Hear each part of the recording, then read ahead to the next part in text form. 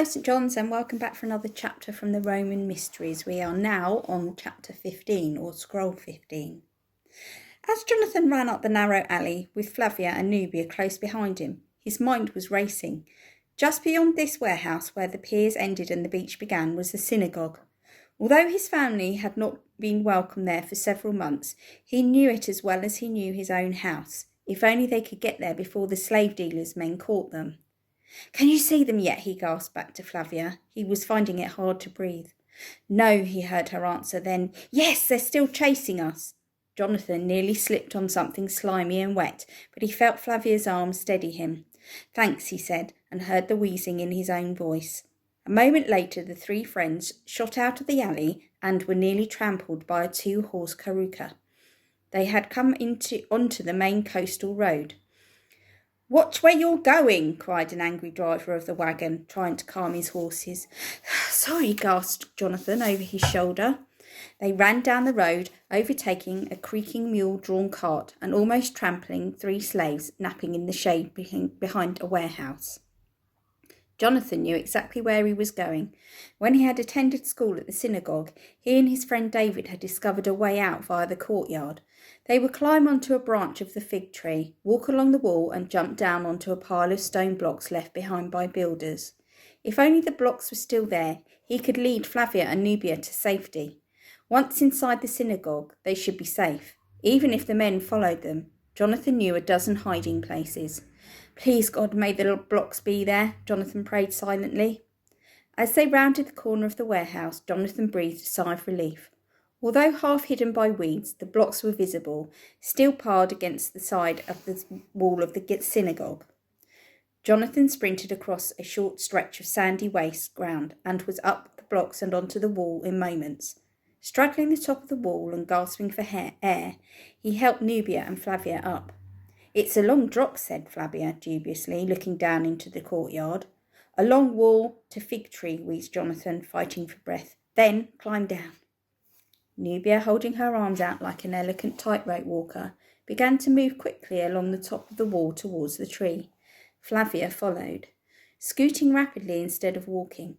By the time Nubia had reached the tree and had gracefully lowered herself down, Flavia was only halfway there.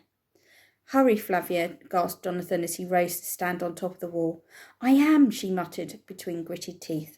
Flavia stretched forward and grabbed a branch and swung down. For a moment she hung from the fig tree, then dropped down onto the courtyard. "Ow!" she cried. "My sore ankle!" Jonathan looked down. The girls' faces seemed very small as they watched him balance on the wall. He felt dizzy and out of breath, but he had done this many times before. Only a few steps and then he would be safe. He took one faltering step, then another. The trick was not to look directly down, but to fix your eyes on a point some distance ahead. Another step, he was almost there. Suddenly, he heard a cry to his left. Jonathan's head jerked around. Vinicius' three henchmen had just rounded the corner of the warehouse and had caught sight of him. They were running towards him.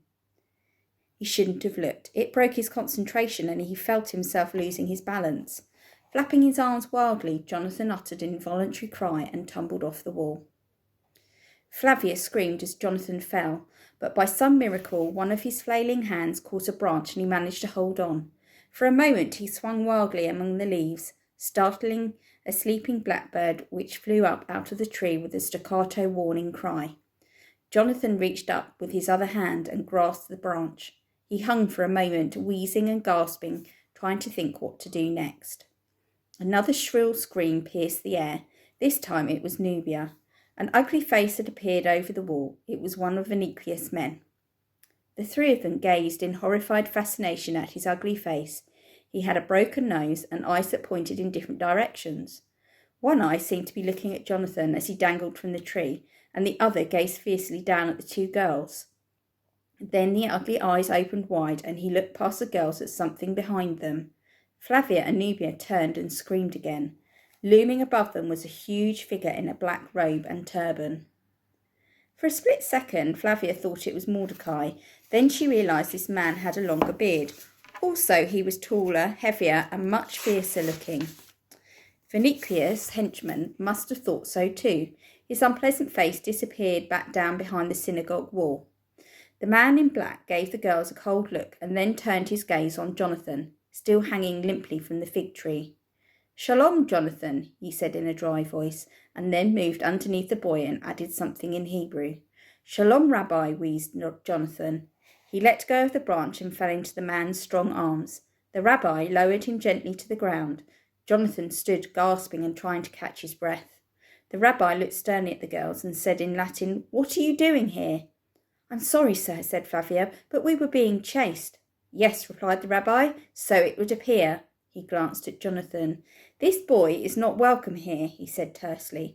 "His father teaches dangerous lies and has disturbed many." He looks at Jonathan, who was breathing marjoram oil, and Flavia saw his face soften a fraction. "It is hard enough for us as it is," said the rabbi, "without being associated with these—" He hesitated and then said bitterly, "these Christians." Flavia gasped and looked at Jonathan. "You're a Christian?" Jonathan nodded miserably. Nubia tugged at Flavia's tunic. "What Christian?" she asked. "I'll tell you later," said Flavia grimly. Jonathan turned to the man in black. "I'm sorry, Rabbi," he pleaded. "We didn't know where else to hide." The rabbi's face relaxed, and he said to Jonathan, "I suppose you can't be blamed for your father's misguided beliefs. Besides, the Master of the universe, blessed be he, tells us to act justly and to love mercy." He tugged at his thick beard. "However, I'm afraid there are others who would not be so understanding if they knew you were here. You must leave now." Jonathan nodded. "Of course, we'll go immediately." "Just a minute." The rabbi put his hand on Jonathan's shoulder. "Let me check to see if it's safe." He unbolted the double doors on the eastern side of the courtyard and peered out. Then he turned to them. "No sign of any pursuers," he said, and held open the doors. As each of the three passed through the doorway, he touched their heads and murmured a blessing. "Go in peace," he said gruffly, and then added, "and go quickly." As the synagogue door closed behind them, Jonathan turned to Flavia. "Which way shall we go?" he asked her. "They might be waiting for us back at the docks," Flavia frowned. "The quickest way home is over the dunes through the graveyard," said Jonathan. "But what if we meet the wild dogs again?" asked Flavia nervously. "Which would you rather meet again?" said Jonathan, starting across the coastal road. "A few dogs or those men?"